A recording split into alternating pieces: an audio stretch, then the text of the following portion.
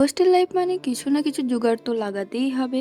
Hello everyone and welcome to মনীষার lifestyle. Manisha যতই ভাবুক যে যেদিন ওর সকালে ডিউটি থাকবে না ও তাড়াতাড়ি ঘুম থেকে উঠবে, বাট এটা ইম্পসিবল। এটা শুধু তখনই পসিবল যখন ওর মর্নিং ডিউটি থাকে।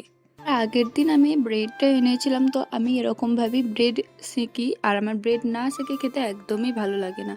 আর ব্রেডের সাথে পিনাট বাটার, উফ, এই কম্বিনেশনটা জাস্ট আমার ওয়াও লাগে।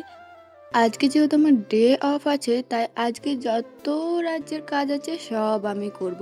হ্যাঁ, আজকে আমার নাইটে ডিউটি আছে। আমি বেডশিট মোটামুটি 10-15 দিন বাদ বাদই চেঞ্জ করি, কারণ আমার কাছে অত সময় থাকে না। আর যারা হোস্টেলে থাকে তাদেরকে আই থিঙ্ক এটা এক্সপ্লেন করার মতো কোনো দরকার নেই। আর আজকে আমি ভাবলাম যে এই ম্যাট্রেসটা একটু রোদে দেওয়া যাক। তো ম্যাট্রেসটা রোদে দিয়ে আমার আরও কিছু কাজ বাকি আছে, সেগুলো আমি করে নিই। হ্যাঁ, রান্না করতে হবে। তো আজকে আমি ভেবেছিলাম ডিম আলুর ঝোল করব, তো সেটারই ব্যবস্থা চলছে এখানে। এবার অনেকেই বলতে পারে, একটা আলু, একটা পেঁয়াজ, একটা টমেটো নিয়ে তোমার কি এমন রান্না?